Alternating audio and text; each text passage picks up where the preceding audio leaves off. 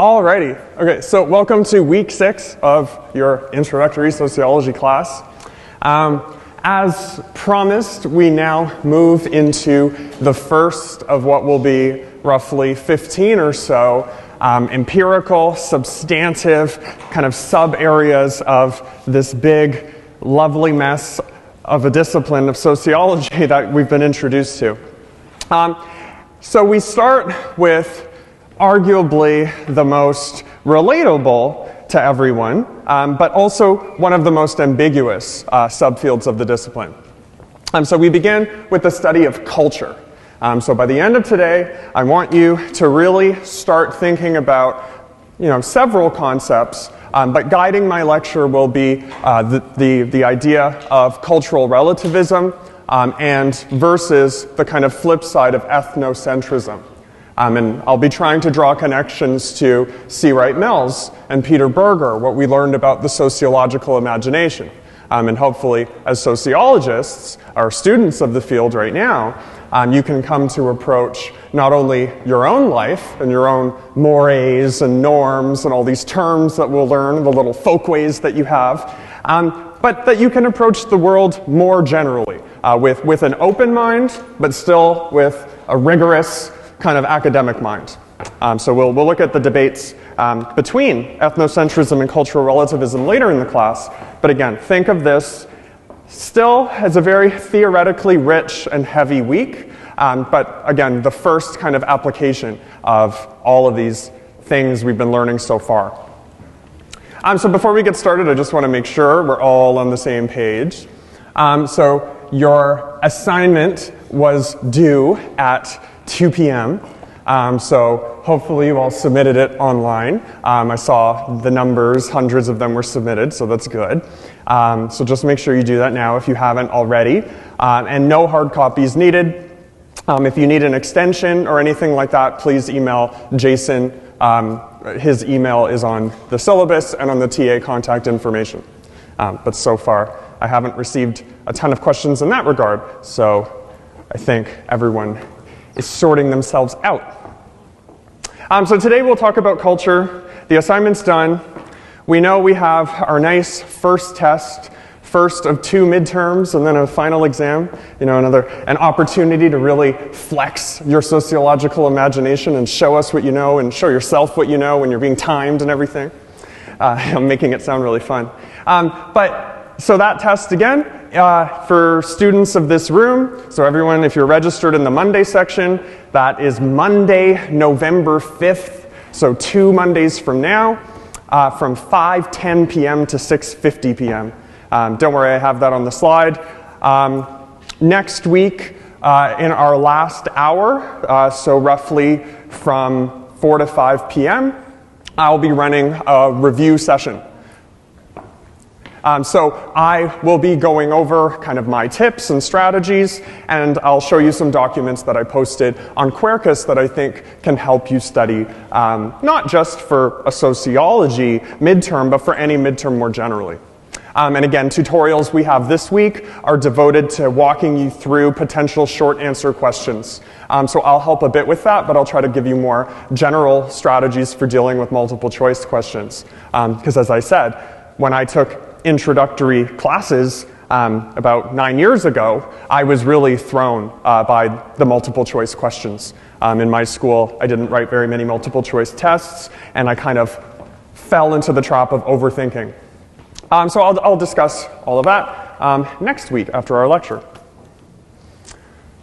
Okay, so, and hopefully this week, again, I apologize for last week. It was a little bit me talking at the front. I find the methods weeks are quite challenging. This one, I hope, will be much more interactive. Again, how relatable it is that culture is really everything all around us. So how do you study this term, which is so vague and messy and sometimes controversial? How do you study something like that as a sociologist?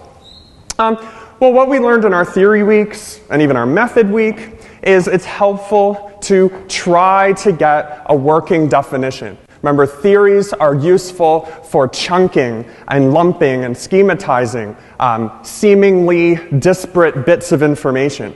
the empirical world around us.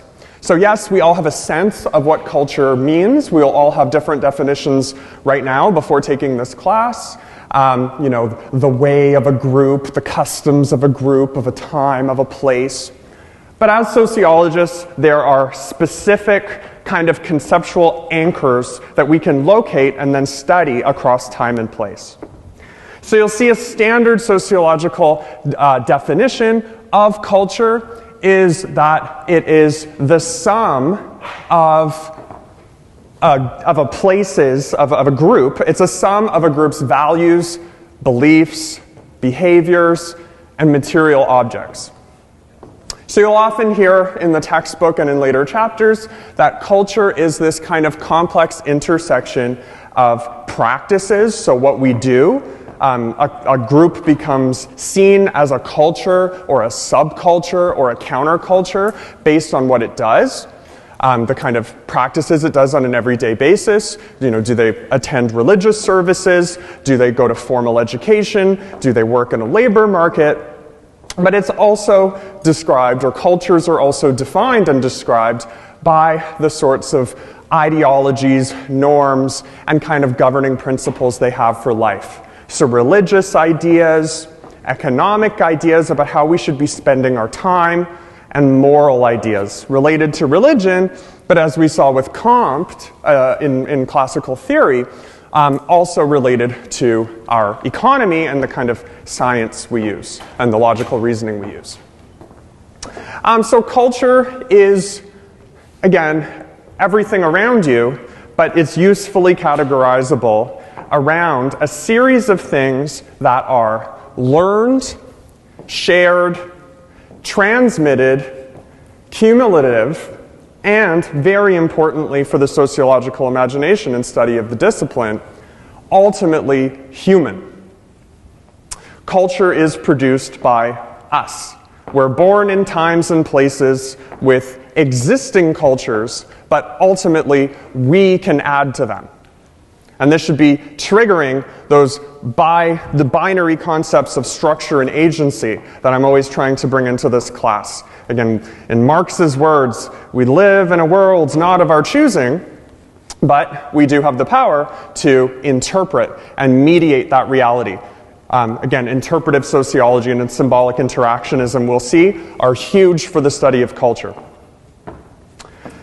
So before getting more into the nuts and bolts, those 5 kind of things on the bottom of the page. So how we study, again, I'll go into, the whole lecture will be really unpacking everything on this one slide. But how do we study the values, behaviors, practices, customs, mores, and all of that? Well, premise number 1 is that culture ultimately is learned. So all of us in this room, we have ideas, some of which are largely shared and uniform. So, you know, we're in a place of higher learning. This is kind of a rite of passage for most people if they have the ability or luxury to go to higher education. Some will go to a vocational school, others will kind of work right after high school, but we are in a time period where, you know, you could kind of say the culture is that most people should attend higher education after high school. Again, as someone that dropped out of school and went back later, I kind of felt the weight of that norm, as we'll see, the norm that, you know, most people should and can, or can and should, go to university. Sorry, I'm just hearing talking around. I'm not sure, again, whether it's my imagination or reality. So this idea of learning, again, growing up in North York, I had heard from many people, you know, university is a great place to go. You'll learn critical thinking. It will get you a job. So the culture of higher education is just something you do, carrying a whole sort of different variables attached to it. Again, some people don't like it, some people thrive in it, some people view it as a means to an end, some people view it as an end in itself, as a vocation. All of those are okay to think and then vary on, but the core, again, is that you're living in a culture that promotes higher education, and we feel that and we see that. Yep? So can we say that higher education is a norm Yes, perfect. I'll get to that too. So the idea of higher education being a destination for, early 20s individuals, a rite of passage after high school, it's safe to say that that's a norm in Canadian society. So good point. And that's learned, again. So the norm of higher education is learned. You see it in the media. Your parents may or may not have raised you to do that, but often parents will put pressure on their children to perform well in high school so that they can undergo that rite of passage of higher education. So learning, seeing culture as learned, then makes the 4 remaining points relatively clear and transparent. So culture is learned. How is it learned? It's shared. So things like the popular media, primary education and secondary education, peer networks, we're all exposed roughly to the same stuff in our society. As we'll see, we may be parts of different subcultures or maybe even countercultures. So myself, again, as someone that was trying to be a professional gamer, I was deep in a gaming subculture. So I learned all sorts of different norms about, not flaming and griefing people that maybe other people in the wider culture wouldn't know. But I still was part, to some extent anyway, of wider society. So I still knew things about the education system, the labor market, and all of that. And those were shared to me again, shared with me by friends and family. Culture's transmitted, again, so from one person to another, from one group to another. As we'll see, language as a series of symbols that people use to make sense of all the stuff around them. Language is often seen as the primary vehicle of what's called cultural transmission. And then lastly, but most importantly and most conceptually, you'll see the idea of culture as being cumulative and ultimately human sparks a lot of debate between the core theories we've been learning in this class. So we'll end the lecture with a kind of debate between functionalist, conflict, and symbolic interactionist perspectives that all see culture as cumulative, as growing. So through our human agency, we act, and our practices become part of the cultural tapestry that we're in. You can change the world, you can change your culture, you can change institutions. But those 3 perspectives see change as taking on very different qualities. And the cumulative nature of culture, the way that it grows or the way that it doesn't, you'll see they have very different positions on whether growth and change are good, whether they're easy, and whether they're even possible at all.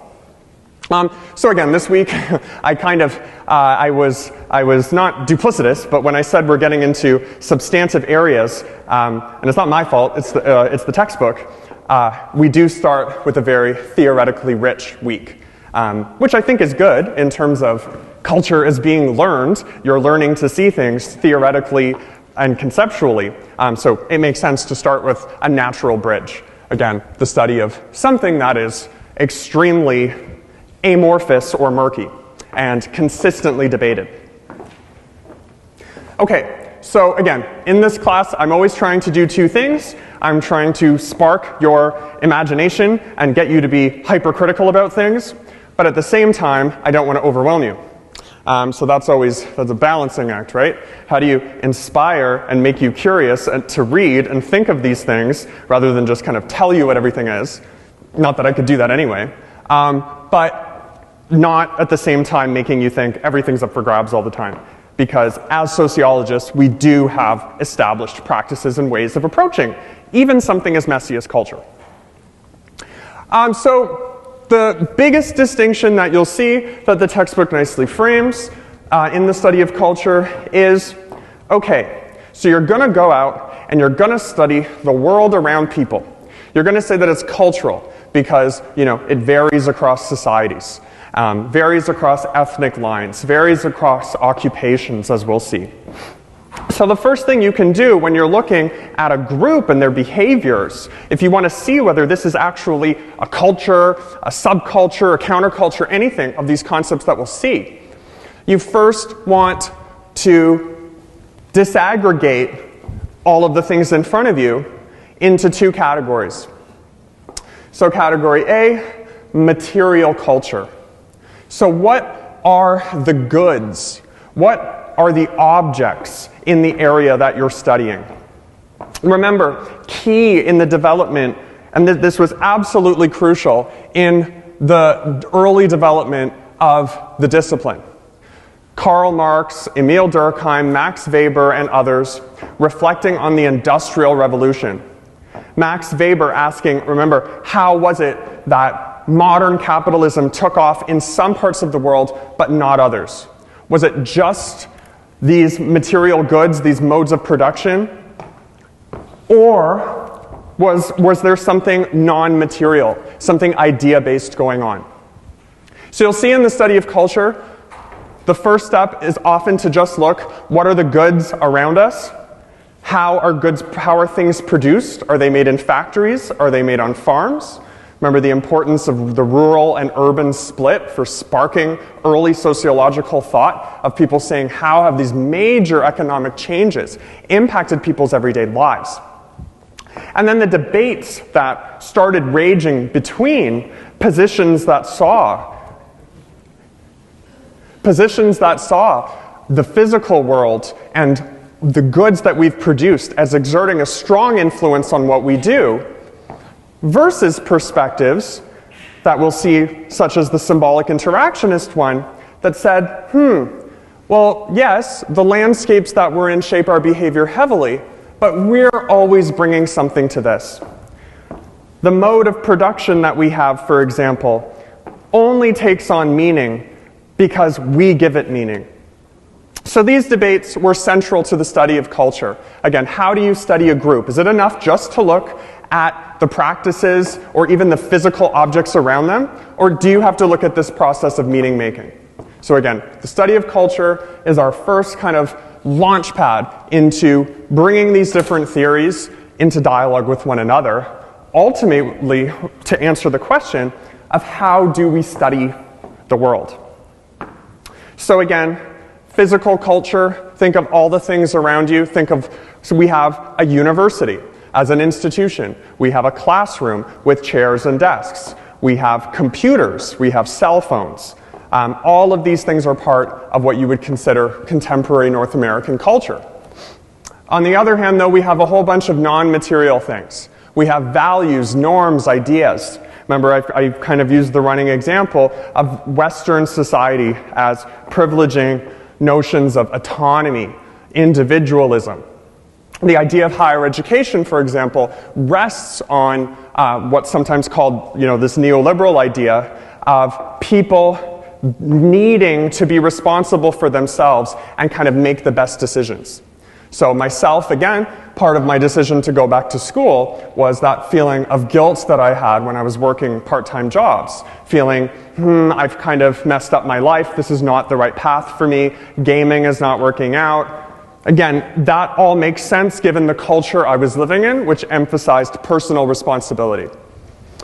Remember Durkheim saying suicide rates are going up because people feel more pressure, they're losing their religious beliefs, and they're just being very hard on themselves. So this feeling that I know we can all relate to at different points in our life, you could say this is part of your non-material culture, but is importantly impacted by the material culture around you, whether you actually have money to do what you want, whether you have the sort of items and goods that you want, all of these things. So you see, they're all intimately connected.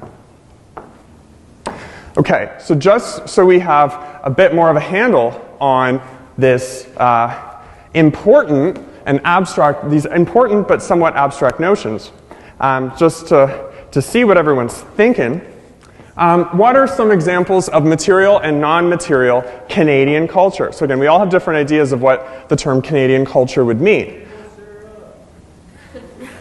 Sorry? Maple syrup. Maple syrup, yeah. That's a great example of is that material or non-material? Material, okay. Great, so maple syrup. Anything else? And feel free to yell it out. It's part of the class culture. You can yell it out now. See, culture is cumulative, so now that a student has yelled, he's created a new culture in the class. Beer pong. Okay. Non-material. Non-material. Okay, why is that non-material? No, that's good. You're onto something. Why? Because we have fun. Okay, let's say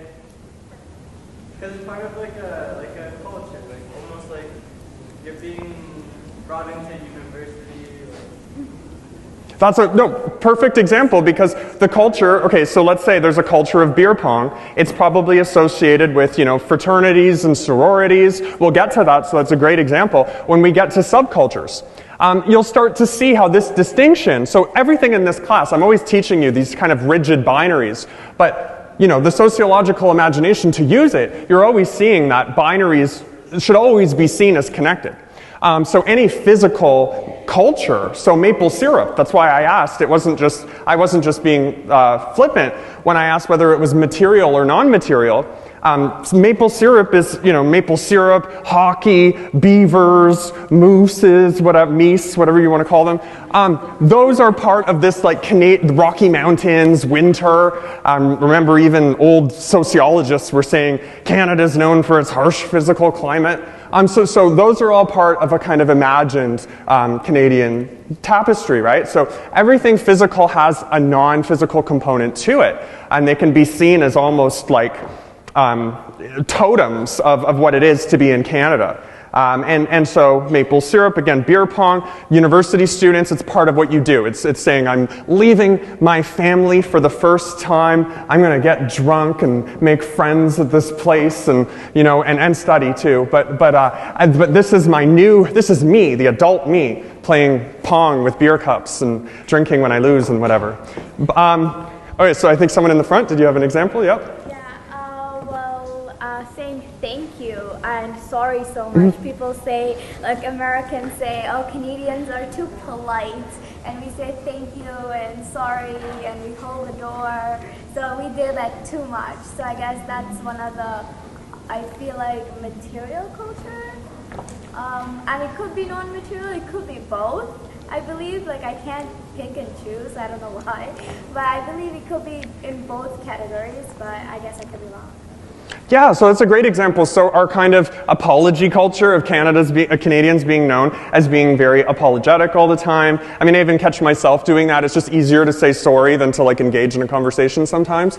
Of just oh, I did something, oh, okay, sorry, my bad, it's okay. And just holding the door open for people and all of that. I would say that fits non-material, because it's, again, this idea that we're taught in school and by our parents. I know for me, I'm a bit older than probably the average age of a student here, but I know for me, I was taught, when you travel, you should always put a Canadian flag on your bag, because people know that Canadians are nice and they'll treat you better. Make sure you never accidentally have an American flag on. And especially now, right? In the current climate. So, and those things are funny. They're non-material, but they're related to the idea that we're also hockey playing, maple syrup guzzling, hosers or whatever we're called in other countries. Yep. Can multiculturalism be culture, because it's a bunch of cultures? Yeah. No. Can that also be a culture? Well, and that's what complicates. So you'll see we're talking about this kind of classic idea of Canadian culture, this stereotypical thing.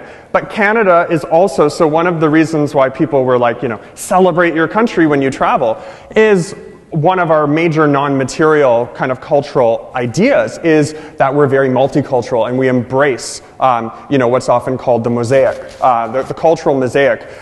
We don't want to assimilate people to a national culture as well. So talking about Canadian culture in this way can also be kind of strange, because we're a culture that actively embraces interweaving multiple cultures into whatever our own culture is.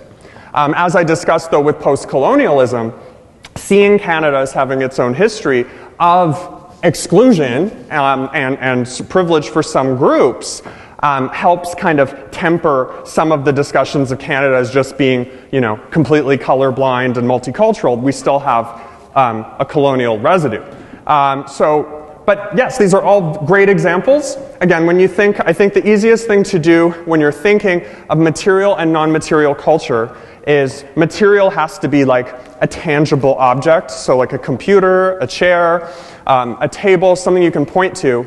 But the meanings that we derive from that. So, sorry. Sorry? Over here? So the meanings that we derive from those things, they come from our wider culture. So again, is a cell phone a tool for communication, or is it a tool for video gaming? These are things that you know, they depend on your personal style, but the time that you're in. Cell phones now are obviously more than just things we use for communication. They're portable computers, and they fit into this whole idea in our contemporary society of us having a lot of things at our fingertips, information, and making all of these personal decisions.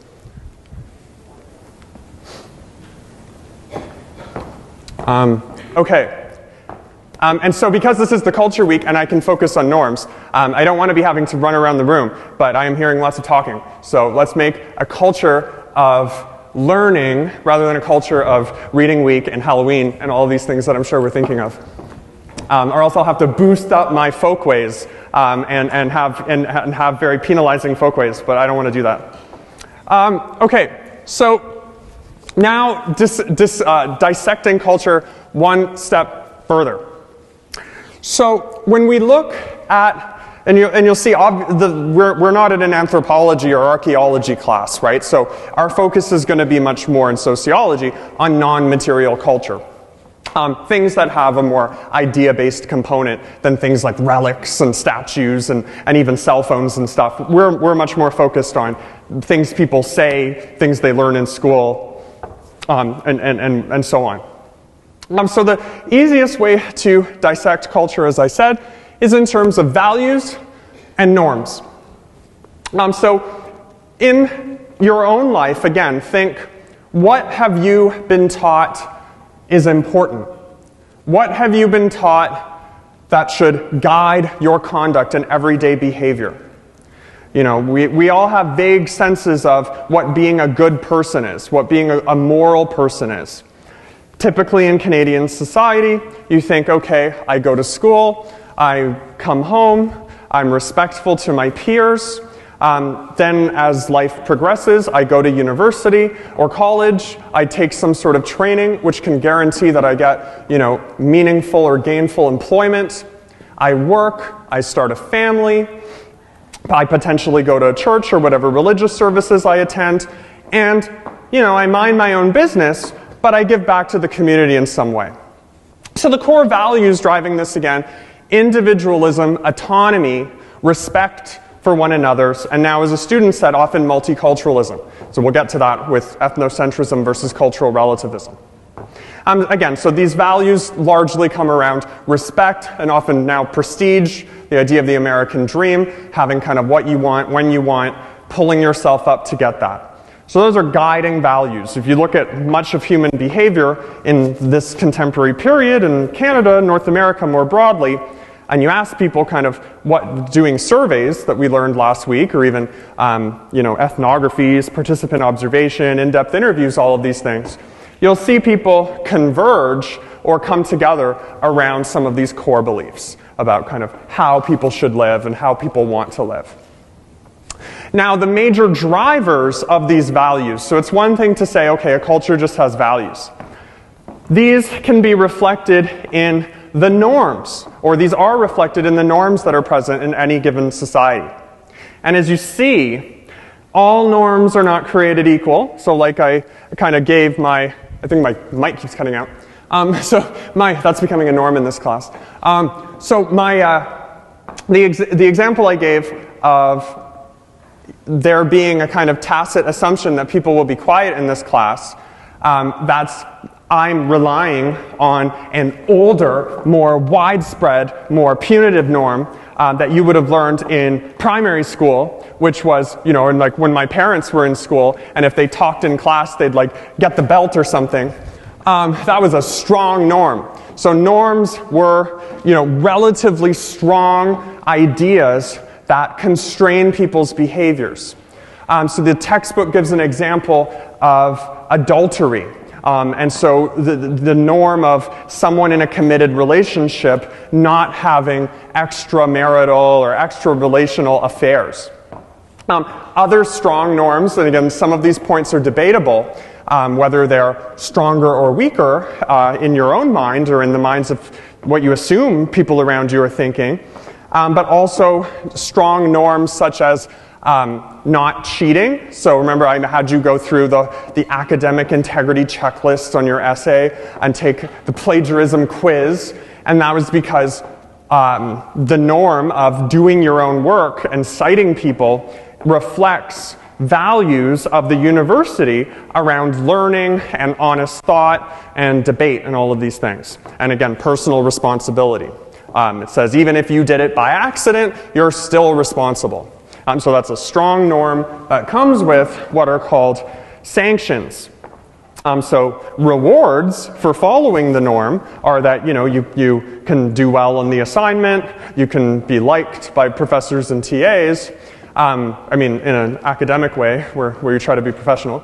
But then there can be negative sanctions as well. So if you plagiarize, I told you I have that lovely kind of very punitive, the academic offense penalty scheme. And you can look at that to see the explicit, almost laws, the formal, because I know students often think, oh, what kind of penalty am I going to get for doing this? Am I going to get a 0? Am I going to go to the dean? So I created kind of this law book that you have to follow, and it says these are what the penalties you get for not writing according to our academic norms. Which again, putting it in this language makes it all sound much more austere and cold than what the intentions were, which are to have you all writing in a way that can allow you to express yourselves well and still be evaluated by us in a meaningful way. So I covered strong norms. So again, things that you can kind of think, when you're thinking of that idea of Canadian culture, and you think of those norms of being kind to one another, being respectful, embracing multiculturalism, we also have a lot of more small-scale, sometimes quirky or even funny norms. And these can be important very much, but they can also be more you see the flexibility of culture with these smaller norms. So these are called folkways.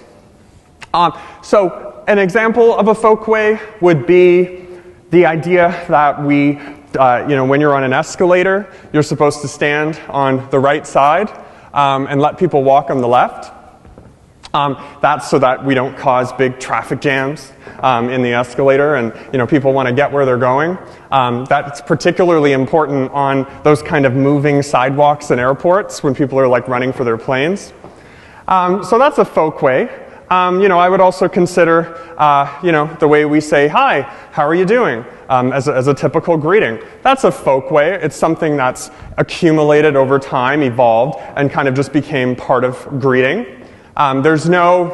As far as I know, there's no huge value or motivation coming behind those things, but they're connected with the wider idea of being a Canadian, of being friendly, being apologetic, all of that. So folkways are connected to norms, but again, they're not rigidly enforced. You kind of learn over time things like you shouldn't cut in line, you should be respectful to someone that looks like they're going through hard times, someone older, a young child. Again, some of those can be connected to norms and laws, but they're very open.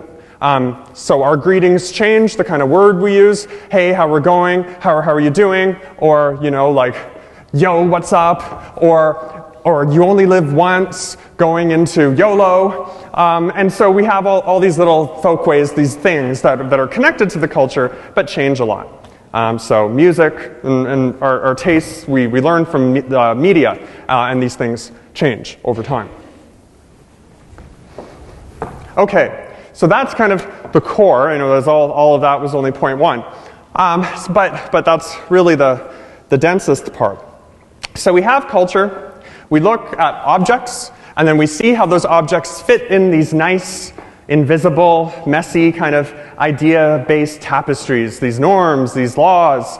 I didn't go so much into laws, but again, things like sanctions against murder, theft, those really can be seen as both generating and reflecting the norms in a society. So laws are norms that you just absolutely can't break without penalty. Again, kind of like how I turned the academic integrity norm into a law in this class, just to make things clear for people. So ethnocentrism and cultural relativism, how do these fit in with this?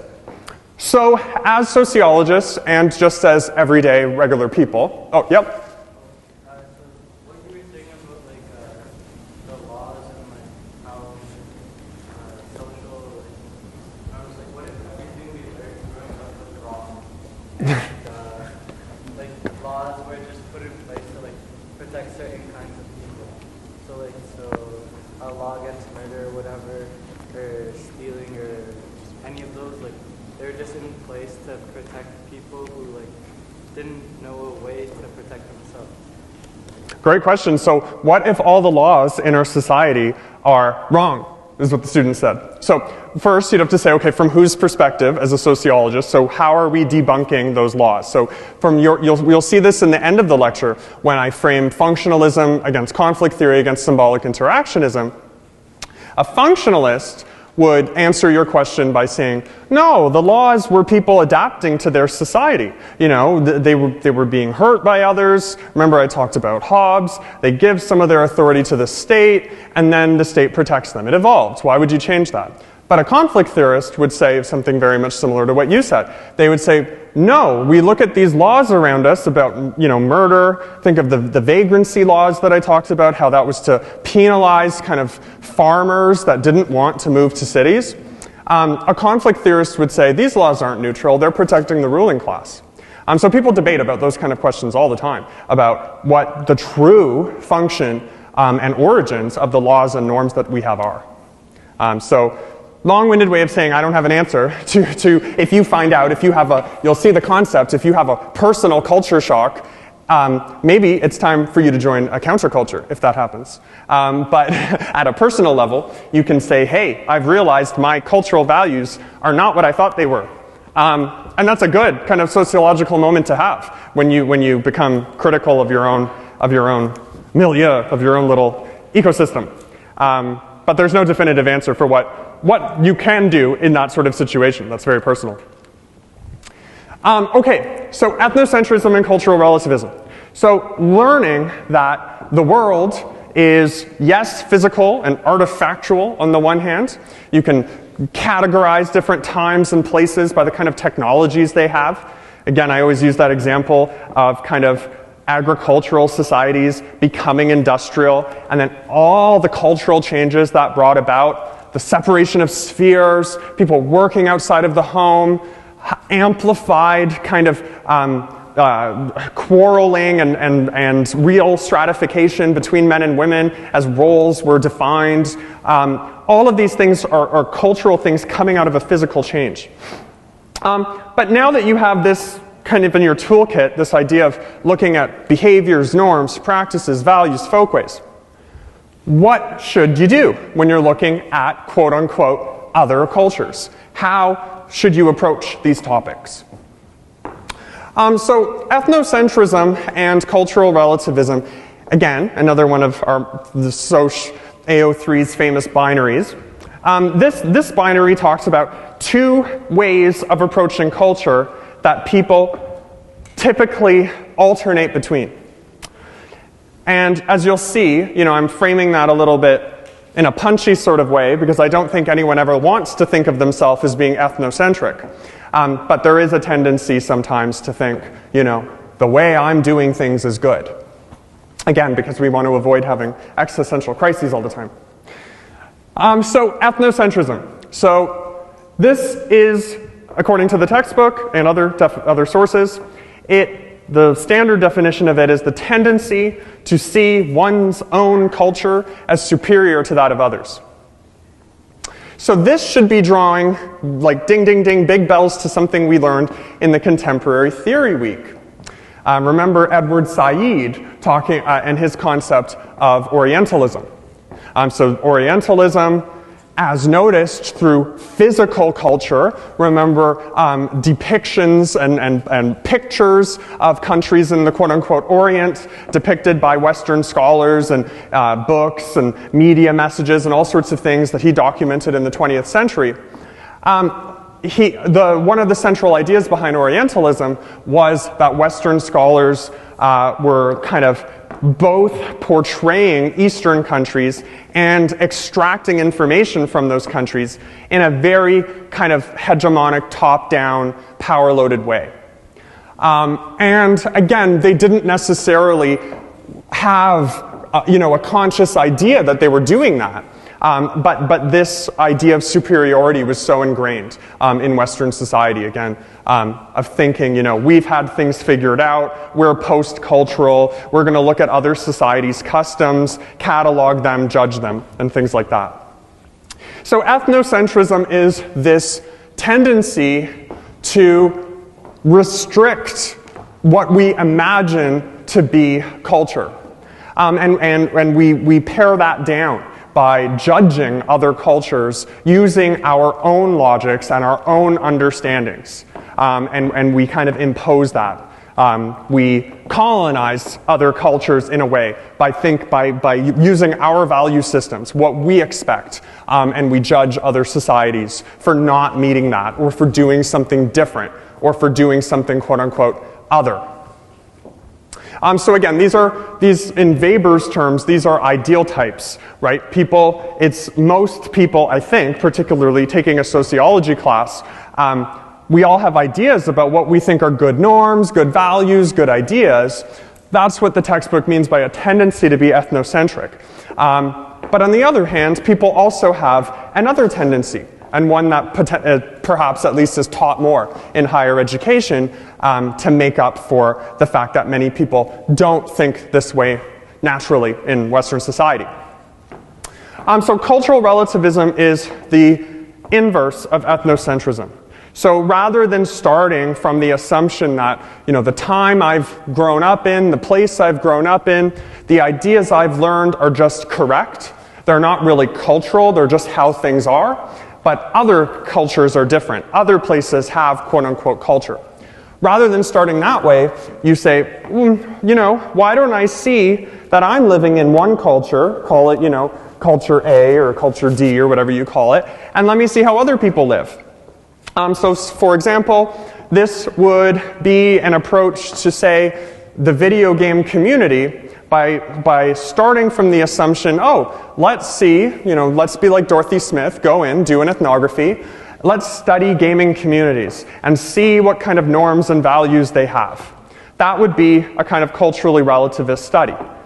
An ethnocentric one, say from an academic that thinks video games are a waste of time, could be, let's go and study this quote-unquote video gaming community and see why it is they do all these bizarre practices. Or let's see why they stay in this thing that's clearly inferior to, say, being a student. So these are just ways of thinking of these two poles. Again, I think when you get in fights with people, sometimes you could say, you're being really ethnocentric, you're not seeing it from the other person's perspective. Remember, and that's key to the sociological imagination of always saying, how is it that people arrive at the conclusions they draw? Why do two people see the same things differently? The study of culture in sociology is saying, well, we've learned different norms, different mores, and we have to be very careful when we make value judgments about other people's values, so pun intended with values there, of thinking, am I being a bit ethnocentric? Am I judging something from my standard? Now the textbook draws, I'll get to the questions, the textbook says this is a very contentious issue, and we'll see this with functionalism. Because when people talk about things like global gender equality or global human rights, that's where people get in a lot of debates over cultural relativism, of how can you have what you imagine to be a kind of universal standard when that's coming from one culture's perspective or a few cultures. So people get in big debates over that. I know even in undergrad I was taught that in anthropology. Remember I taught you third wave and second wave feminism. Debates between those waves of feminism also center around that too. To what extent can you argue for the global, universal emancipation of all women versus to what extent do you have to see those people in different communities and take their standards more seriously? Oh, I think, did you have a question? Yeah, sorry. You kind of explained it just now, but we have something like cultural universals, right? Like, for example, in a very extreme case, scenario, if, like, for example, like having an incest relationship is considered obviously a taboo, but in one culture, if that was a norm, and like, you know, if somebody calls out on that, is it considered ethnocentric, or? Well, so who would be calling it out in that? Like people who consider that like a taboo. Right. Yep. So the student's question. It's a great example, and this is one I know about just from a course I took in undergrad, actually. So the student's question was, okay, so when we look at that, we'll get to the slide at the end, the functionalist list of human universals. And these were universal taboos also. So one of the universal taboos was the taboo, or seemingly universal one, related to family, was the universal taboo against incest. And so the student's question was, if someone were to go to a culture where there were some practices that allowed incest, so there are certain cultures where certain kinds of, I know in the cultures I studied, certain father-son relations at key moments in the life are not seen as incestuous. They could be part of a rite of passage. If you were coming in as an outsider and you labeled that incest and a taboo and immoral, would you be ethnocentric for doing that? Well, the short answer is yes, because you would be imposing your value framework onto another culture. So again, one of my research topics was pedophilia earlier in my dissertation, and even the people in the web forums that were kind of dealing and deliberating about this sexuality, they relied on cultural relativism very heavily when they would say, you know, why in our society are, say, like, I don't remember the age they would talk about, but they would live in a certain state in America, and they would say, you know, here 17 is the age of consent, but in certain other parts of the country, in Canada, it's like 15. So why do we have these arbitrary numbers? And you know, they would say, yes, I believe, of course. They would claim universality. I would never harm a child, but those people aren't children. That's a cultural definition. That's something that changes. In ancient Greek society, this was normal. So people can draw on those things as well. And you see, that's when it feeds into people's debates, when they say, no, this is a universal, pedophilia is just wrong, you can't claim something from the past to justify this. So depending on the topic, again, you see the debate points. I think you had a question in the middle, again? Do you have It's gone with the wind? Okay.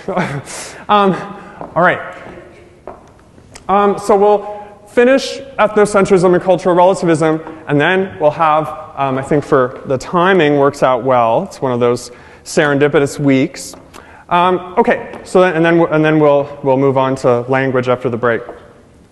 So ethnocentrism and cultural relativism. Now again, as a sociologist, how do you think of this?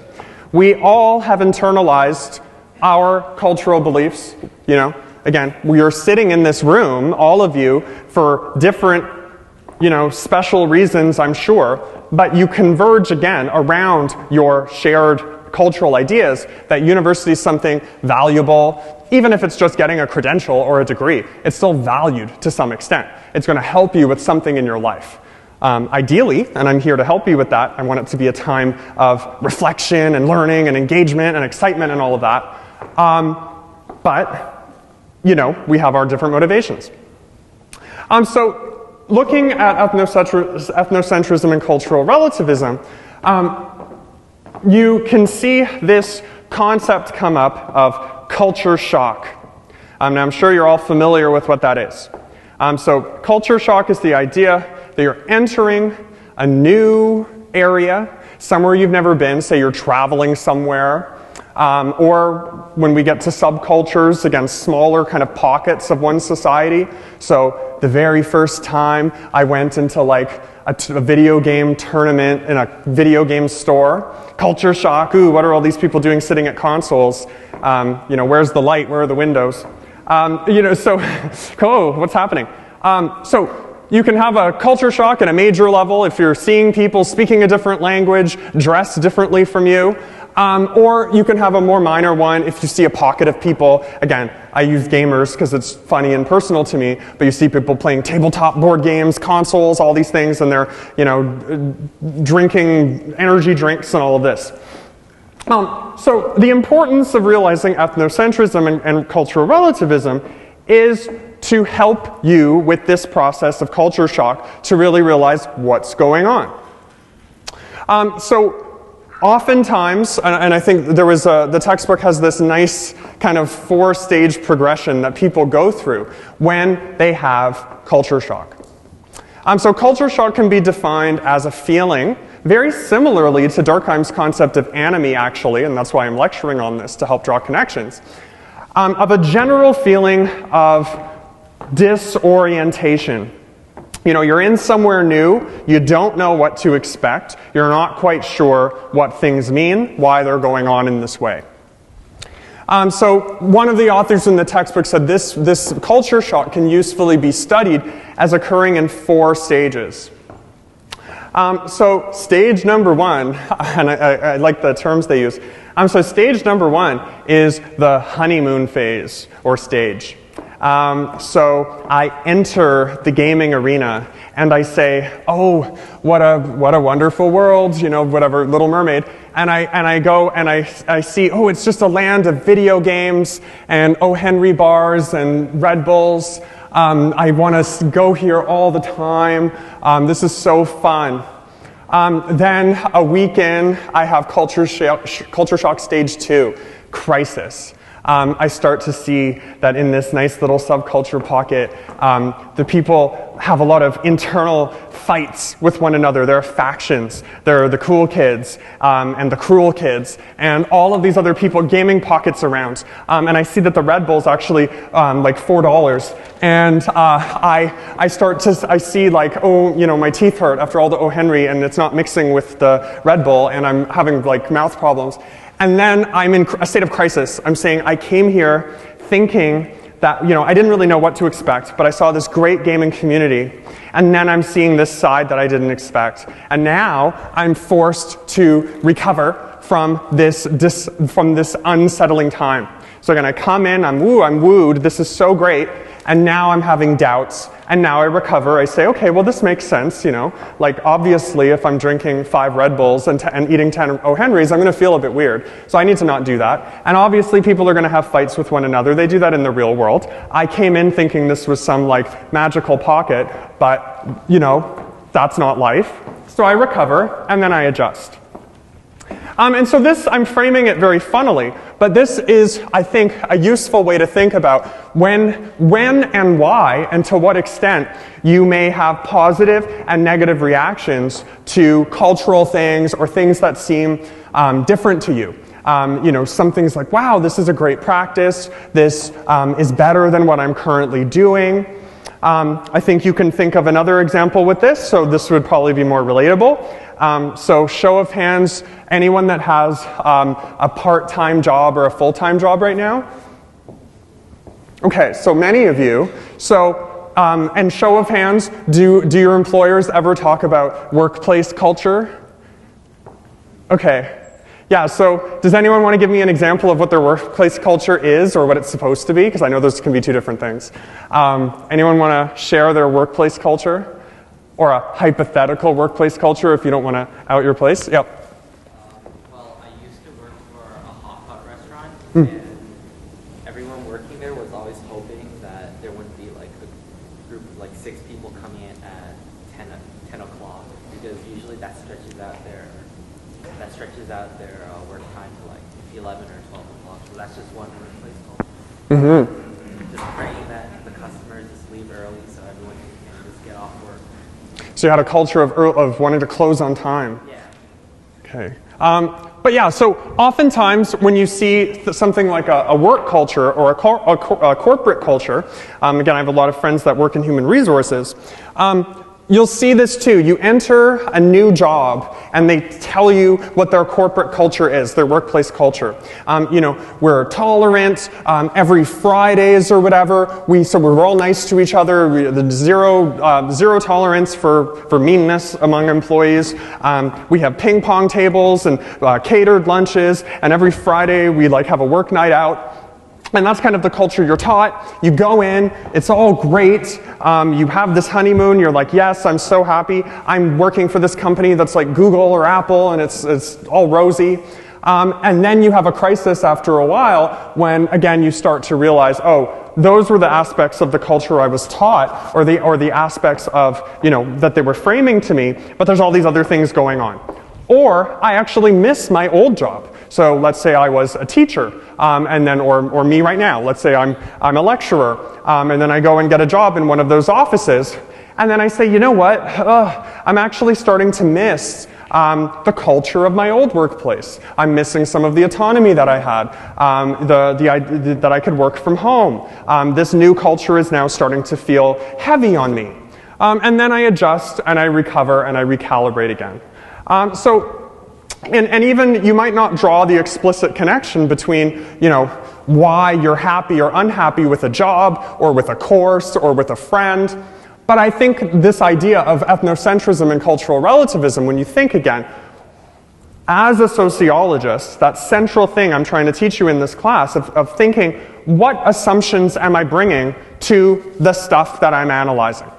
What is making me unhappy or happy in this situation? So the study of culture, again, I think with culture shock and the literal feeling of people feeling like fish out of water or out of place, is their expectations going unmet and then them recalibrating.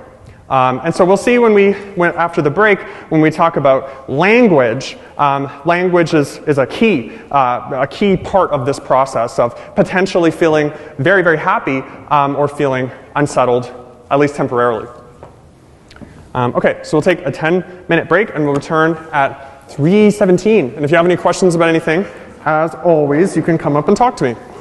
I have a question about the plagiarism quiz you mentioned. Alrighty. Okay, so we're moving along.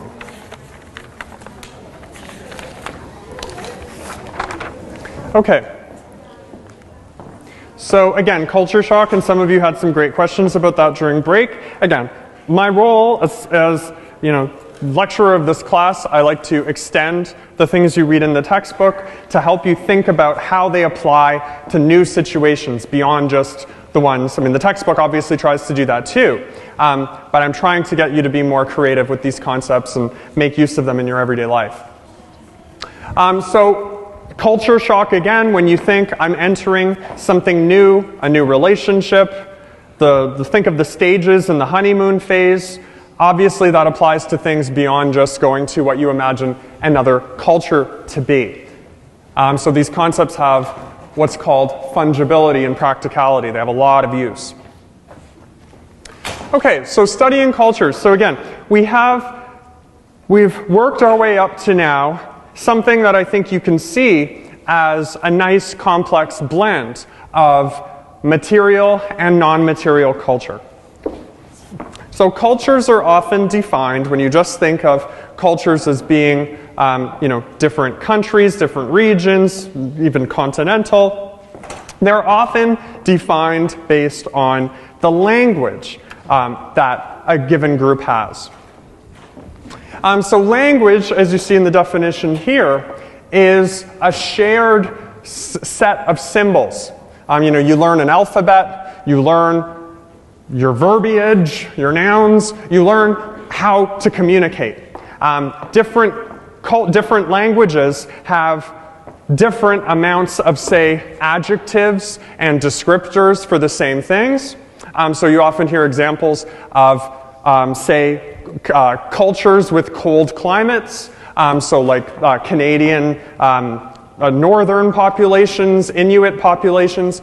They have many more words, say, for things like snow, than warmer, say, Caribbean cultures. And that reflects their environment, as we'll see, that they are living in an environment where snow is thought about more, because it's snowing much more often, versus somewhere where it never snows. And then their language becomes more developed to represent that reality. So oftentimes when people feel culture shock, it's that they don't have a vernacular or perhaps a way of expressing themselves. I mean, if they're learning a new language, that becomes very difficult automatically. That's a divider between people a lot of the time. But then even if you do fully master a language, maybe, certain things you identified with are not spoken of to the same extent in that culture. You often hear, oh, you don't have a word for this thing. I don't know how to explain it in your language. It's not a cultural fact, a social fact, as Durkheim would call it, something people haven't thought so much about. Now, this idea of languages, though, we have to be careful. This idea of languages as, my mic cuts out when I go over there. The other classroom I teach in has a ghost. This one has a ghost. It's over there. It eats my microphone. The other one screeches in the AA112. So this idea that language determines thought, we have to be very careful if we extrapolate too much from the notion that different cultures have different descriptors to the conclusion that people in different cultures really think differently. So the textbook introduced you to another set of binaries, namely linguistic determination, or what we'll see is called the Sapir-Whorf hypothesis, versus linguistic relativism. So the central question here is, do linguistic restraints really govern and shape how people think? So do people think differently based on the languages that they learn? So contemporary research has shown, so I use the example of northern populations on purpose, contemporary empirical research on the language, thought, behavior, the intersections of these things, has shown that there is not a strong correlation. Remember, we showed correlation is not causation. There is not a strong causal power of the kind of language you learn and how you see the world. Yes, if you do not have a category for something, then it's difficult. You may not notice things to the same extent, but you're still perceiving the same world. So people in different cultures will approach the world differently based on the values and norms and all of those things that they've learned, but they're not developing entirely different brains. So the Sapir-Whorf, I'm not spending a whole ton of time on it. This is relatively dated research that was, again, using what was called linguistic determinism. And they were often, as Said would point out, and the post-colonial scholars, these were often Western studies that were out in some ways trying to demonstrate that, quote-unquote, tribal individuals didn't have the same capacity for thought as more, quote-unquote, civilized individuals. And that was based on their languages as being more allegedly rudimentary. But again, recent research has shown languages are all complex, and we all have the capacity to see the world fully from our own subjectivities, of course, but it's not determined by our language. So you can't hierarchize languages based on how valid they are. So that's more of a side note, though, because again, in this class, we are more focused just on unpacking what material and non-material cultures are, and again, why it's important to approach things with an open mind. So now I've used these terms a lot. I probably should have defined them earlier, but the benefit of this class, though, is I know you're doing the quizzes ahead of time, so you already know some of these difficult concepts. So when we're looking at cultures, again, it's very important not just to think, okay, I'm looking at different countries, or I'm looking at different races, ethnicities. Culture and cultural diversity are also massive within one place and time and space. So here we see the examples. I used one with the student. If you're potentially having issues with your own culture, a kind of personal culture shock, that there are options for you. And people within the same culture have tons of debates over what kind of politics they endorse, what norms they think are worth living out and abiding. We have great variation. And part of how we have this variation is that within one broader culture, say something like quote-unquote Canadian culture, we have what are called subcultures. So subcultures are again kind of what I thought my gaming community as this magical pocket was. They're clusters of individuals that have values, norms, folkways, mores, and sometimes even taboos that differ from that of the presumed wider society. So, for example, the video game community has different norms and folkways. I myself, as someone that was trying to be a professional gamer, many gamers kind of rejected what they were taught in school and by their parents of saying, okay, finish high school, go to university, get, what you would call meaningful employment. Many of my gaming friends, and myself included as a teenager, we rejected those wider norms. We thought regular work was boring, not meaningful, we couldn't put our hearts and souls into it. We also were fighting, almost like a counterculture, which I'll get to, but many of us were fighting for recognition for video game play. Even the term playing video games, many of us were against that because we viewed it as work. Esports is now actually a thing, electronic sports, so that kind of validates that notion. So a gaming community is one example of a subculture. As the textbook shows, they are often based on ethnicity or religion, so they use the examples of Mennonites and Amish communities. You could also think of religious cults. You could think of, satanic groups, Wiccan. Oftentimes subcultures have negative connotations in the wider society. People think they're, bizarre or strange or having different values.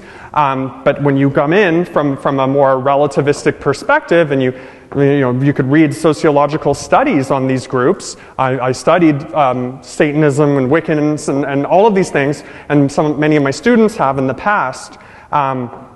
Just like David Min's study on why people become Orthodox, part of the Orthodox Jewish community, you see a whole lot of common similarities in why people do these things that may, from an ethnocentric perspective, seem unusual. Again, any society has a whole ton of these different subcultures, and most of us find ourselves in different subcultures. Again, for students that are on, going on Facebook course groups and stuff, and one class notes. I always get notifications from one class asking me to submit notes from the classes that I'm teaching, which is kind of funny. But there are subcultures in all of these things. In your workplace, the kind of music you listen to, your religious affiliation, your ethnic status. Depending, for some people, that's a key part of their identity. It drives a lot of their decisions. For others, not as much. We vary in terms of our membership in these. So subcultures, again, everything in society you can kind of see is divided this way. It's called subcultural because it's a component of that wider culture. Again, they're pockets. And then we have countercultures. So again, addressing that student with the kind of personal culture shock. Subcultures, so this can be a little bit difficult to get your head around. Again, it's a binary, but that's not totally crystal clear all the time.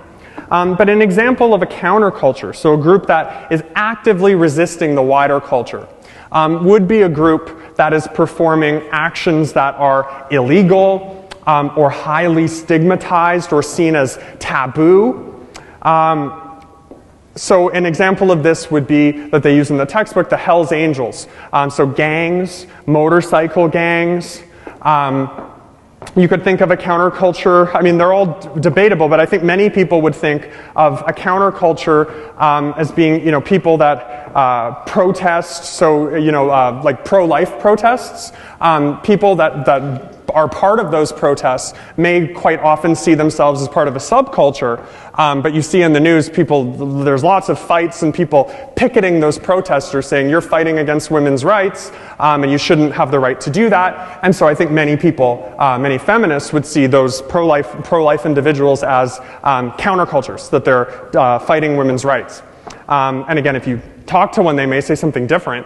I know some people involved, but I think, again, that's where you see the subjectivity and you think, what ends are the people fighting for? So again, all these this week is highly theoretical, but very fascinating to think through. Again, I think just as a student, it's good to, in starting your sociological career, think of all of these sorts of questions like, have I ever had culture shock? Am I really happy with the culture I'm in? Am I seeing it as cultural? Or is it just how things are? Again, these are the early questions you start to ask when you're developing a sociological imagination. And again, you all already have this. This is just giving you the tools to ask those questions in an empirical way. Do your own research, ideally. Read into these topics and just develop your own insights. So now, again, so the drawing back, so just like with the micro-macro, as much as I can focus on small components of things, it's good to always draw things back to larger questions and larger issues. So, Canadian culture. So now, as I've said, culture, we're in a bit of a paradox, right? So culture is literally everything around us, physical and non-physical, so all the norms, values, ideas, material things. But people do talk about cultures at the same time. So culture is everything, and we're all interspersed, and Canada's multicultural.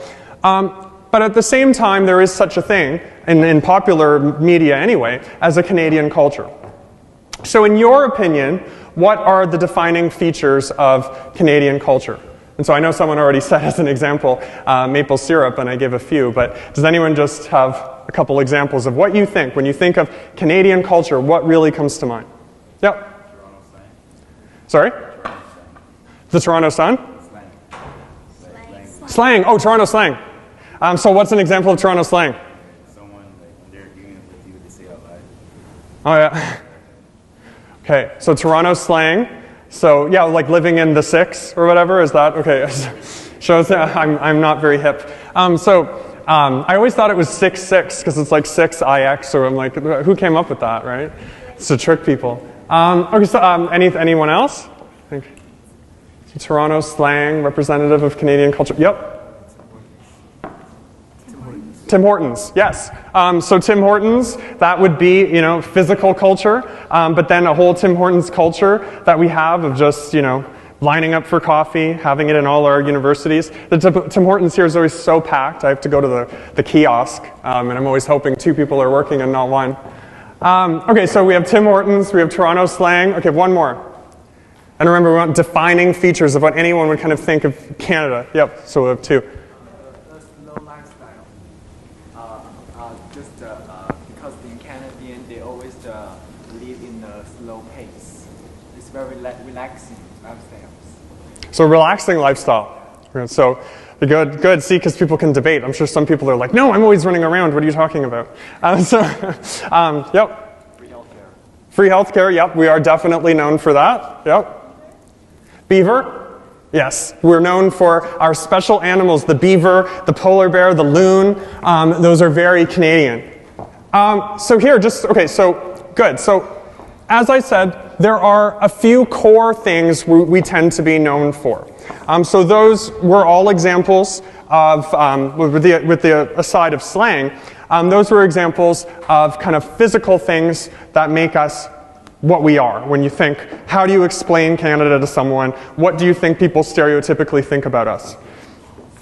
So you'll see a bit of overlap from Chapter 1, actually, in terms of how the textbook looks at core Canadian features.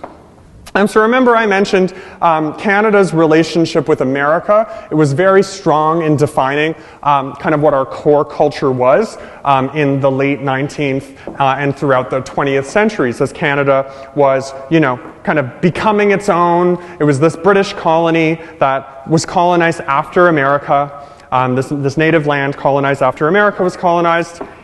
And so our relationship with America as kind of being its little sibling with norms and values. You'll see our norms and values and rules and laws and all those things, our mores and folkways, are quite similar to those in America. We're highly influenced by Britain and America, but we're also quite different. Canadian society, again, has emphasized multiculturalism much more.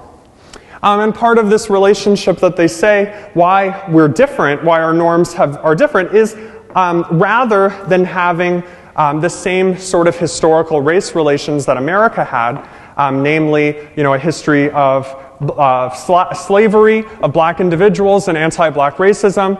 While yes, Canada has, a checkered history of race relations, rather than being characterized by race relations, we were characterized more by ethnic struggles, ethnic linguistic struggles between English and French Canada. So Ontario and Quebecois individuals. And that really shaped the development of our laws and provincial territories. So the United States obviously is 50 states that are united under a framework. Canada is much smaller, we're geographically bigger, but we have few provinces and territories, and the way we're governed is different. And then again, that example that they always give of the harsh physical climate in Canada, so that's why you'll see images of winter coats and bears and mooses and Rocky Mountains and hot chocolate and all of this stuff, and skating and hockey. We're really characterized as a society that had to adapt to a harsh physical climate in a way that many other countries didn't have to. So this, ending on that note of adaptation, so cultures are often, again, when you try to be nuanced about things and you think, okay, cultures are, a culture is a term we use to explain differences between groups, but we realize that cultures are accumulative, so, cultures grow, they're human, they're not these fixed static things.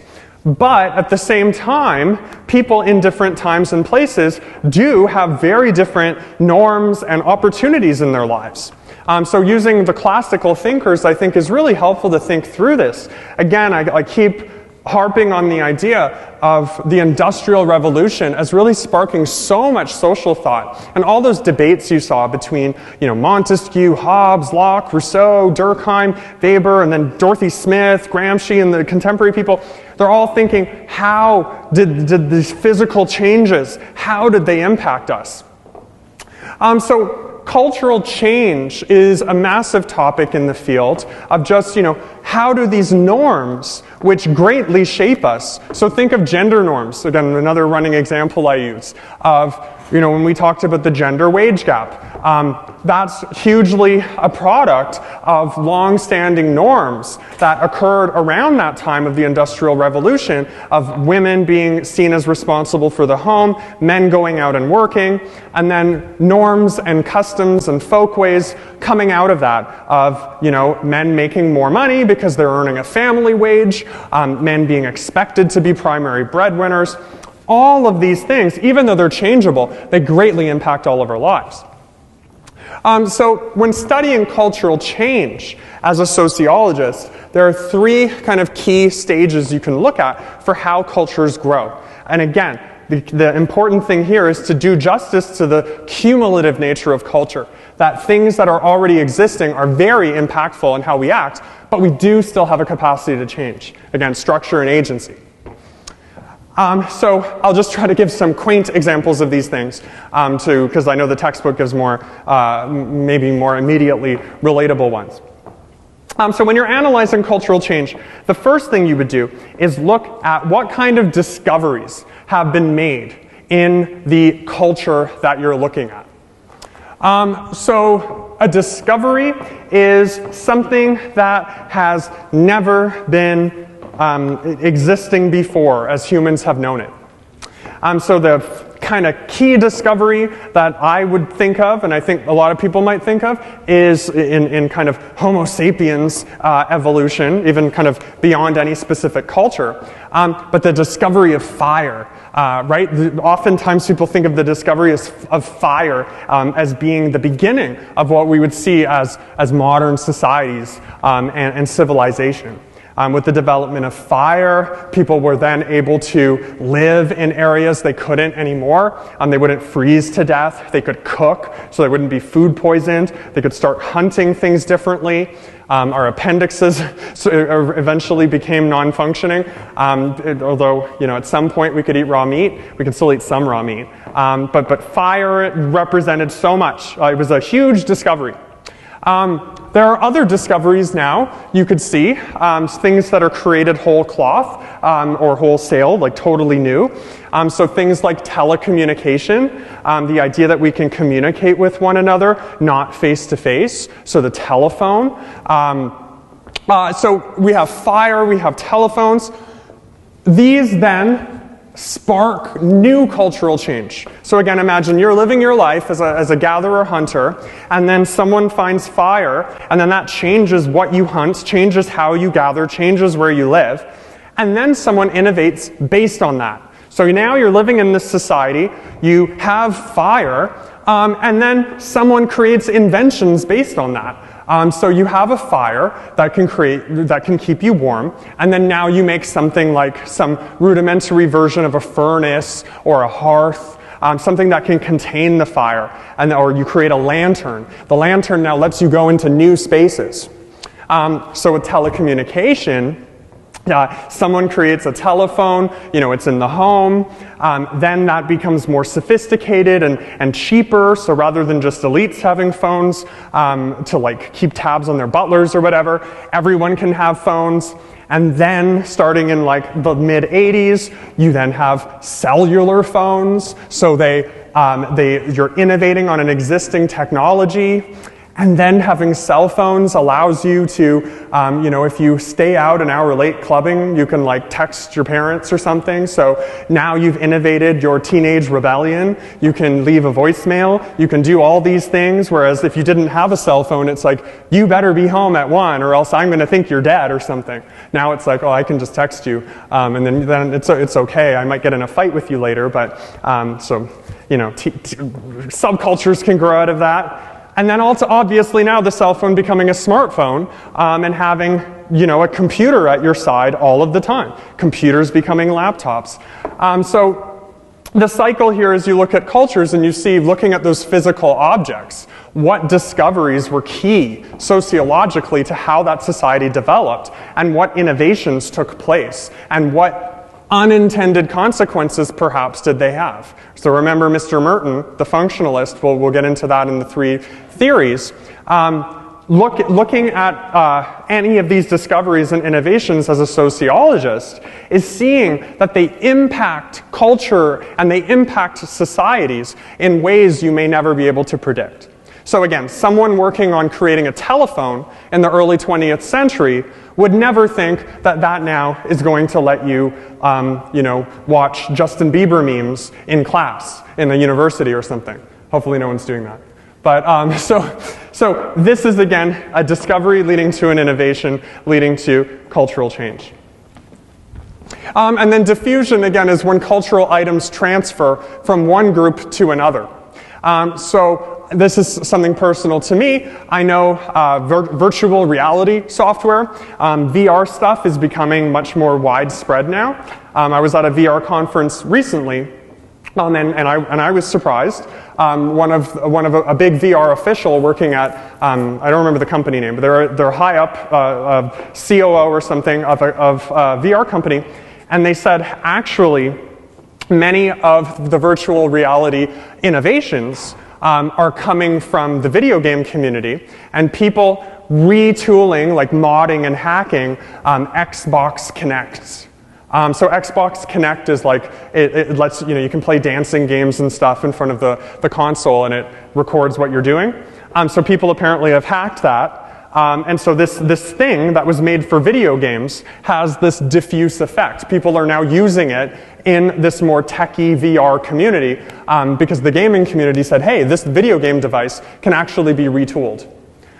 So again, the idea of a cell phone being perhaps more business related, with the innovation of the smartphone, it becomes much more widespread and a kind of entertainment productivity device and shifts from group to group rather than just being like something business people use.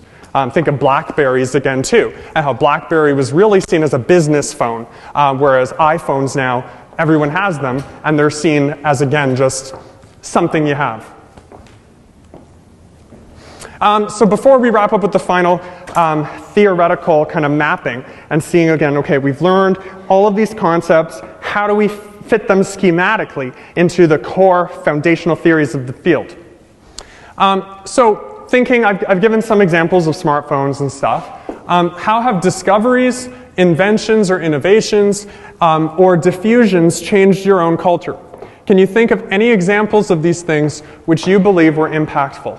So again, just think through these things. Has there been any discovery or innovation or something going from one group to another that I didn't mention, but that you think in studying kind of Canadian culture is really important?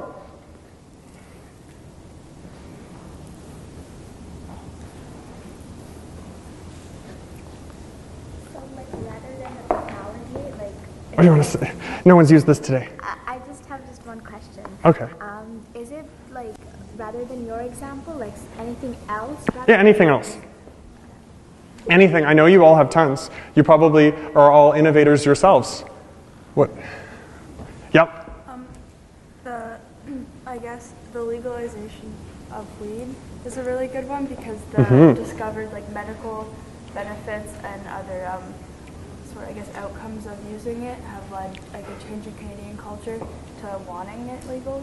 That's a fantastic example, yeah. So the student in the front said, a very impactful example now is the legalization of marijuana, of cannabis. So medical discoveries that said, hey, there's a lot of good things with cannabis. It can be used from a whole treatment way. It can be regulated in a similar way to alcohol. We don't have to have this sort of what was called reefer madness. So this huge fear of this drug. Discoveries about the properties of this substance led to a cultural innovation of a law change. Remember I said laws and norms are so strong and they shape us, but they're part of a cumulative culture. And so the idea of being in a culture is, okay, something, we've made a scientific discovery about cannabis, and then now people can go and vote. And you're seeing that across all of North America now, not equally in all of the states, but there's been a huge move, a huge innovation in seeing cannabis again as having not just being a recreational drug, but to having important medical qualities. Again, people debate things. People are always debating substances in general.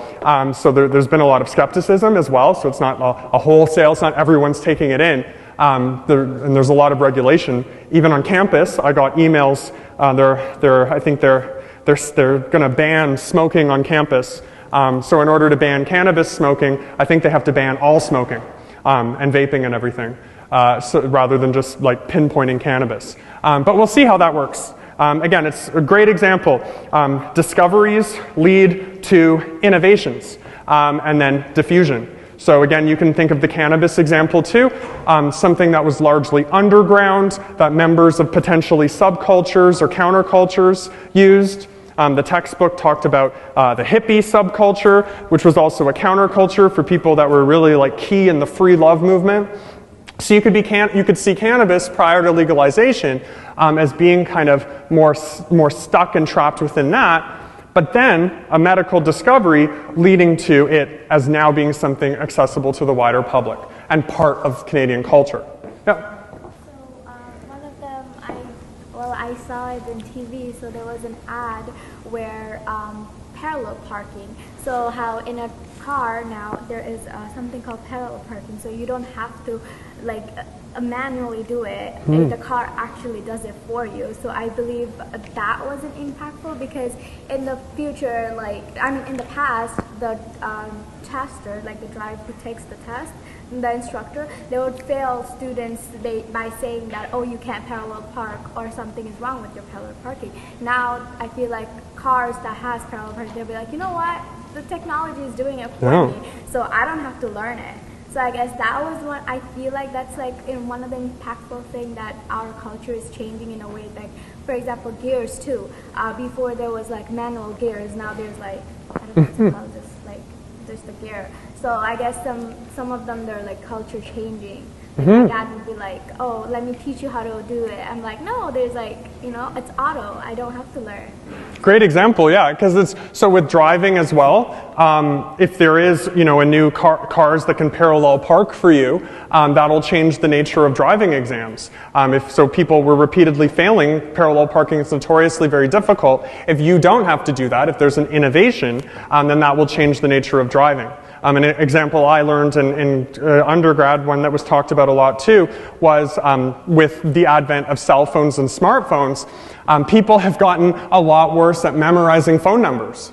Think of how many phone numbers you actually remember. It's probably very few. Whereas when I was a kid, I remembered all of the important phone numbers. Now I even forget my own phone number. Because I'm just like, I don't ever use it. Everything's always saved. I've had the same like SIM card for 15 years. I don't even know these numbers. And then if my phone goes kaputs or whatever, I'm screwed because I don't know any of these numbers. And that they've done empirical studies on that of people's phone number retention really tanking with the advent of phones. So again, a kind of latent function. So great. So on that note of latent function, so wrapping up with theories and making everything all, again, you know, I'm straddling the line between informal discussions of culture and this bigger, more theoretical understanding. And showing that we need, as sociologists, again, linked to the micro-macro perspective, we need to see how people find meaning in cultures and categorize cultures, but then always link them up to the core theories in our field. So that you can see that the study of culture, for example, will have many things in common as a sociologist with next week's theme of the study of socialization, and then weeks throughout the course, such as social inequality, crime, and so on and so forth. Again, everything you learn in this class is part of a sociological perspective. They're not totally separate topics. And the three core classical theories, or the three schools, functionalism, conflict theory, and symbolic interactionism, really help you see these connections.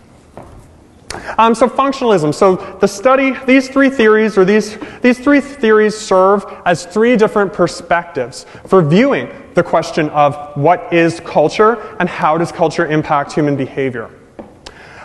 So for functionalism, again, as we've learned, the term functionalism relies on that organic analogy of everything in society, all of our institutions. Now we've learned more words about institutions, so our norms, our laws, our mores, our folkways, our subcultures, our countercultures, all this stuff. Functionalism says, ultimately, culture is about helping people adapt to their environment. Yes, culture is human, it's cumulative, it's created by us, but they are created not randomly just by people creating new rules and norms for themselves, but they're humans' best efforts at adapting to what they call environmental pressures. So remember, this was discussed a little bit in chapters 1 and 2 in terms of Canada. So again, the harsh physical climate, helping us, build things like the way we constructed our houses, winter coats. A lot of our physical materials or physical culture came from environmental pressures. But functionalists would say our non-material ones come from this as well. So for example, with the Industrial Revolution, now that our mode and our means of production have changed so much, switching from self-subsistence, so kind of small or even extended families living in farms, producing their own food, making their own clothes, men and women and children living on the homestead, and then now being in factories and big cities and all of this. This change in environment means that people's practices, their behaviors, their traditions change. So a functionalist example of kind of gender inequality would be, men went out to work adapting to the Industrial Revolution and women stayed at home. And this created kind of a culture that you would now see as very gender inegalitarian and gender unequal, but it came from an adaptation. So functionalism, when they study culture, they tend to look for the functions of the cultural goods. Remember, functionalists are afraid of change because they say, it's not that change is necessarily bad, but we don't know all these latent unintended functions. We don't know why these things are around. So let's just assume that they worked for a group of people. So it's more conservative in that way. Not necessarily politically, but conservative in a literal sense of its conserving the norms and values and the existing traditions.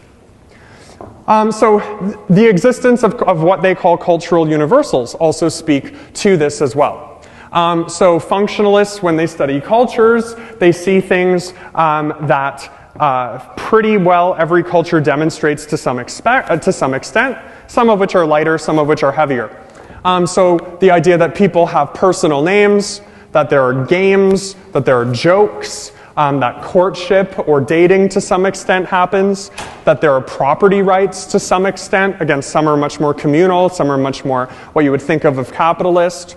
There's cooking. Cooking's also seen as a kind of fundamental human cultural thing. When you look at ethnic cuisine, for example, or how we call Canadian food versus quote-unquote ethnic cuisine, you see regional cuisine. All of these things, every culture kind of has its mark on these things. Every culture has them to some extent. And again, as the student mentioned in the front, taboos around incest. All of these are different, so in different cultures, so different foods are cooked, different seasonings are used, but cooking itself is something that occurs, according to the textbook, at least in every culture. And same with having a language and having some sort of teaching people how to be clean. Again, the extent to which these things manifest differs, but as kind of core things to anchor our behavior, they all exist. So, a functionalist says they're looking for how and why the cultural goods and practices, so physical and non-physical, or material and non-material, they're interested in seeing again how constraints caused humans to adapt and then form culture to help us in our lives. So conflict theory again is extremely different in its approach to culture here. So again, functionalism is often, and rightly so, often critiqued for its assumption that everyone in society is benefiting from whatever thing you're talking about. So again, if you're looking at, for example, the division of labor, which they see as a human universal, and you look, say, in the North American context, and you say, oh, well, you know, it just made sense historically for men to go out to work because women had to stay at home with the children, and then that became a norm, and, you know, maybe there's some bad things about it, but it's functional. A conflict theorist would say, well, no, let's see this as an issue of inequality first and foremost. If you look at that historical sketch as having patriarchal relations within it, and there being power involved, then that story of natural adaptation, of function, becomes about conflict. And so you have two very different positions when you're studying norms and values and laws. And as a student mentioned in the middle of the class, you know, if he came to personally reject his culture and say, I think the things I were taught were taught to me by elites. And as I mentioned, that would be drawing on, you know, a strong version of conflict theory, of classical conflict theory, and saying the rules and the things that were taught to me are hegemony. They're part of an ideology. They're taught as though they're neutral. They're taught as though they're adaptations. And so empirically as a sociologist, because, you know, it may seem, well, how do I choose a perspective? Now you all did this in assignment 1, and I had many great conversations with you about how you were alternating between these theories. So if you're looking at something where you really think power was involved but missing from an analysis, conflict theory can help you with those sorts of questions. So the example in the textbook they use are the example of residential schools in Canada. So, you know, if a functionalist says, oh, well, when Canada was colonized, residential schools were designed to integrate Native students and Native youth into the wider culture, a conflict theorist might say, well, no, they were designed to privilege the colonizers. You're completely missing that from your analysis. You're seeing that it's a very beneficent relationship when there's actually something more ideologically charged going on. So as a sociologist, when you're studying historical development, things happening in different countries, you want to think, if you put on these different perspectives as hats or as glasses or whatever metaphor works for you, for a functionalist perspective, you might begin with that by saying, well, how did this norm evolve? Why is this law around? And then bring in that critical perspective and say, was there power involved here? Was it really that neutral? Did it just kind of evolve? Who was involved? All those sorts of things. Again, this is all very abstract and theoretical for now, but as we read each week going on, you'll see this manifest much more clearly. And then lastly, we have symbolic interactionism. So as I mentioned, conflict theory and functionalist theory tend to lend themselves to much broader macro perspectives. So looking at entire societies or large groups, how their norms and values and laws came to be, and then seeing those as adaptations or power struggles. Symbolic interactionism is much more interested in how kind of every one of us as individuals makes use of the cultures that we're in. So here they say culture. Remember I said the cumulative nature and how these theories differ greatly in the idea of cumulativeness. So for functionalism, things are cumulative through adaptations and everything has a function. For conflict theory, everything's cumulative, but ultimately coming from some power game and struggle. For symbolic interactionism, there's much more room for negotiation. All of us are ascribing and giving meaning to the cultural norms and mores around us. We're picking and choosing between norms. We're doing things that feel meaningful to us based on our personal experiences. And so culture ultimately, to bring it full circle to language, the culture that we're in, so say, I have the opportunity to be a gamer, to be a student, to be a part of a counterculture, be an activist. I have all these sorts of things I can do, and it's up to me. I'm socialized, and there's pressures on me, and not everything's my choice. But ultimately, I'm assigning meaning to these different parts of my culture, and I'm making my choices based on what I think makes sense for me. So symbolic interactionism helps you look at culture, like those moments of culture shock when people go somewhere new, they join a new club, they have a new job, and they fall in love with what they're doing, and then they start to have doubts.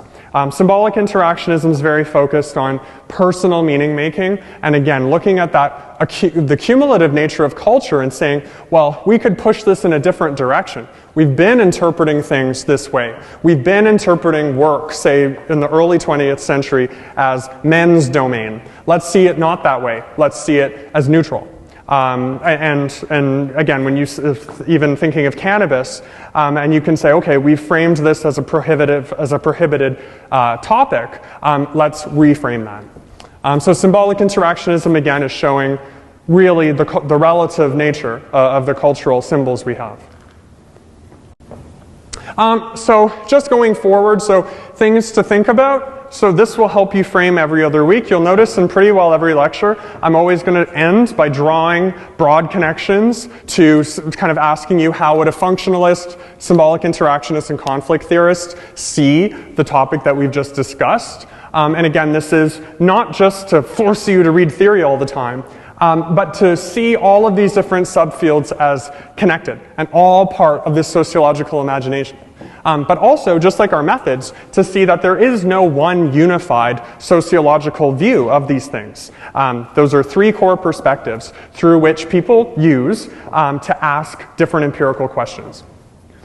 So as you're reading this, and as you read for next week, think, what are the limitations and strengths of the functionalist, conflict, theoretical, and symbolic interactionist perspectives to the study of culture. Just as a personal thing, think which theory makes the most sense to me to study, say, Canadian culture or whatever culture I'm interested in, video game culture. Which of these perspectives resonates with me and why? And I tried to bring in a lot about subcultures and countercultures. It's useful to really think what are the differences. Again, they bleed into one another when you think of, again, a video game subculture as also being anti-capitalist, anti-establishment. but not always being that. You know, I don't think people thought that me and my friends were like Hell's Angels bikers or whatever, but there were commonalities. So for next week, so read Chapter 6, Socialization and Social Interaction. Go to your tutorials this week, so they'll be very useful. You'll be going through short answer questions and test tips.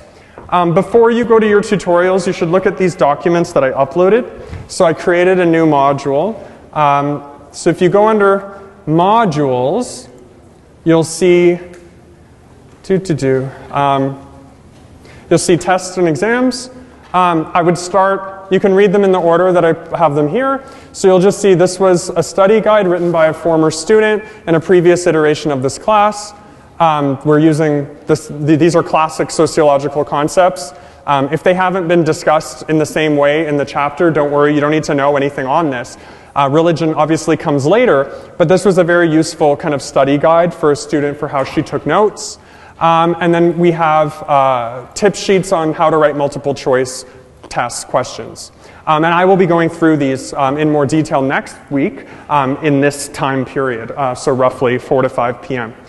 So attend your tutorials, they will be very useful. The test time, again, it's not for 2 weeks, but I did make an announcement about it. I did make an announcement, so just so you can make sure you know where it is. The week of the test again, so Monday, November 5th, 5:10 to 6:50 p.m. Oh, sorry, that's the wrong. That's the announcement for the other class. So you won't see the other one unless you're registered in the other class. So it's in this classroom, Monday, November 5th, and I'll remind you again next week from 5:10 to 6:50. And there's no lecture and no tutorials that week, and no Revel quiz due that week. So read this upcoming week, and then everything's testable up until the socialization chapter. But again, next week I will devote the last bit to that. Okay, so have a great week and enjoy your tutorials, and thank you for doing assignment 1.